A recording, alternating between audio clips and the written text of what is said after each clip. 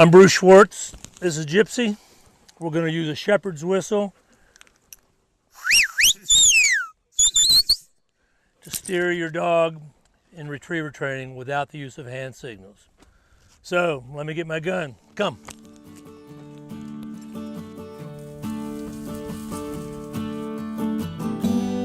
Hunt 'em up.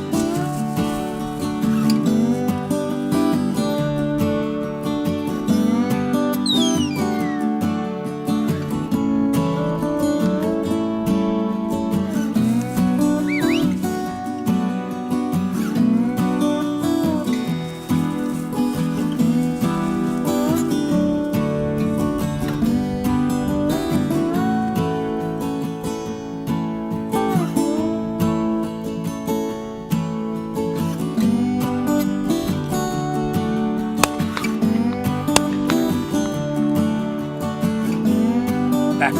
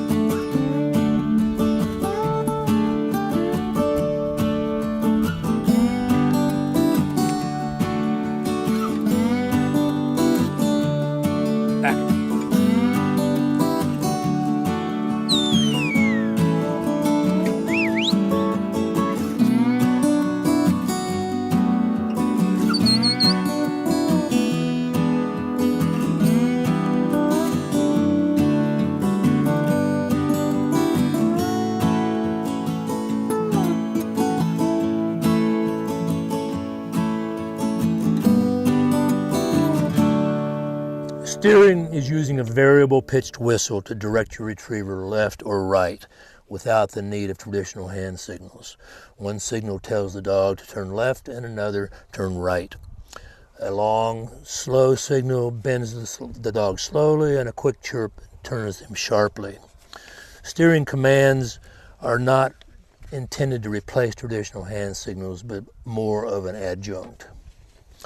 The main advantage is that the dog continues to keep its forward momentum and does not have to stop to change directions. Imagine a 3 or 4 whistle stop on a blind water retrieve where you could just chirp a command left or right and steer the dog down the channel. Shepherd's whistles are readily available and are very loud, so they can replace your conventional ones. Some work better than others, but if you stay with it, you can also learn all types of variable sounds with this. I got the idea of steering retrievers while watching a cowboy friend use whistles on his cow dogs. Subsequently, I've taught this to a wire-haired pointing Griffon and a poodle pointer. Ouzel, the Griffon, had a Master Hunter pointing breed title and also an HRCH retriever title. And even at an advanced age, learned the steering very quickly. Her ears eventually failed her, but in her honor, I still refer to ouzeling a dog right or ouzeling a dog to the left. Gypsy is a poodle pointer. She's halfway to her season title in HRC. Both these breeds are known to be somewhat independent and don't like repetition. So I use a lot of treats in this training. Treats help keep the dog engaged for doing multiple reps. I trained Labrador retrievers for many years before I fell in love with the versatile breeds, and I think Labradors would be the perfect breed to teach this to them. The training process is easy and very direct. First, determine which sounds for right and left turns. I'm using a high to low to turn left, and a squiggly low to high to turn right. At one point I used a high to low to turn left and a low to high to turn right, but I think Gypsy got those confused, so I switched to where I use the squiggly right turn. It seems to work pretty well. Next, teach the dog to turn left and turn right. And I do this by putting out a number of paper plates and putting some kibble on each one, and then attaching a retractable lead to the dog's flat collar, and then start walking and start chirping. A quick jerk on the lead tells the dog they turned wrong, but they learn this very quickly. You can also teach this on a hard surface where you drop a piece of kibble and the dog will use its ears and its nose and watch to turn left or turn right with the verbal sounds. Next, I do a side ousel drill, and this is where I place a dummy or a paper plate 10 yards or so in front of the dog, and then off to the side 3 or 4 feet another one, and I use the retractable lead, and I get halfway between the dummies and the dog, and I give an over, and then as the dog gets to the plate, I give a chirp to the right and help steer. I do this repeatedly, and then I also do the same drill for the left-hand side. Next drill is a forward ousel drill. The dummy is placed 10 yards out in front and then a second off to the side, only now you are sending the dog from your side.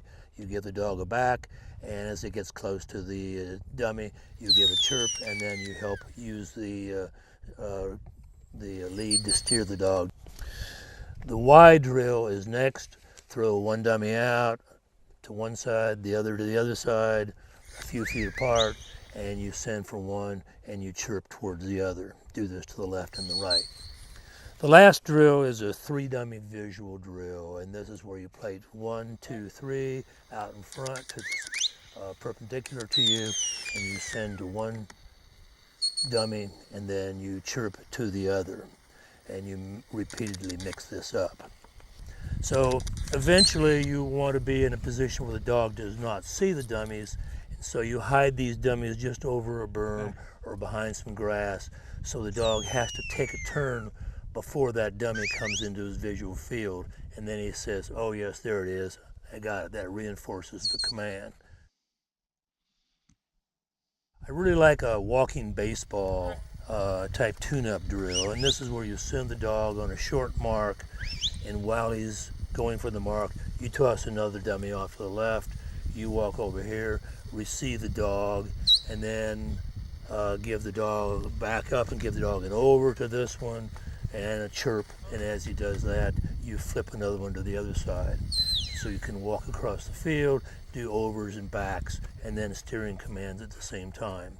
It's like a traditional walking baseball drill, but the dog does not see the dummy being thrown. Again, this is better to work in taller grass where the dog doesn't see the dummy until he's made his commitment for the turn. You can also use lighter or darker dummies or hide the dummies behind obstacles. For water work, use the same 2 or 3 dummy visual drill, but later it's a good idea to hide some dummies along a shore and send from the opposite shore.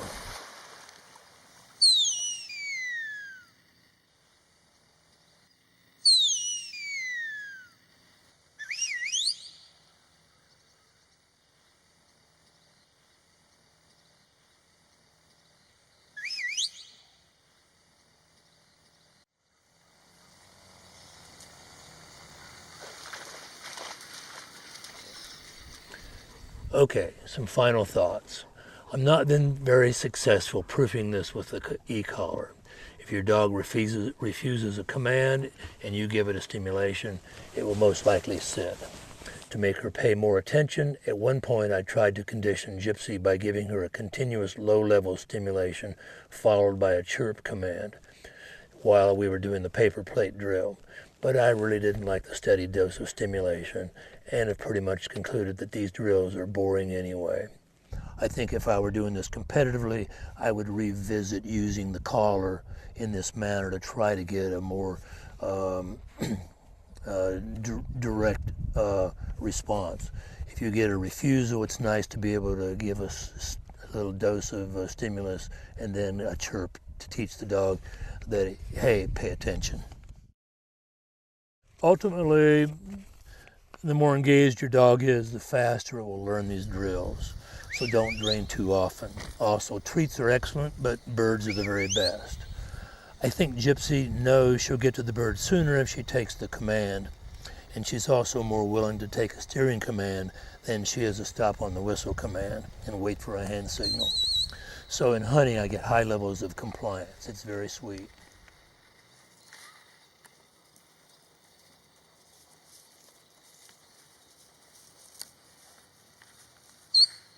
I'd love to hear your ideas and thoughts on how to teach this, or suggestions for improvements or modifications, or just send me some questions.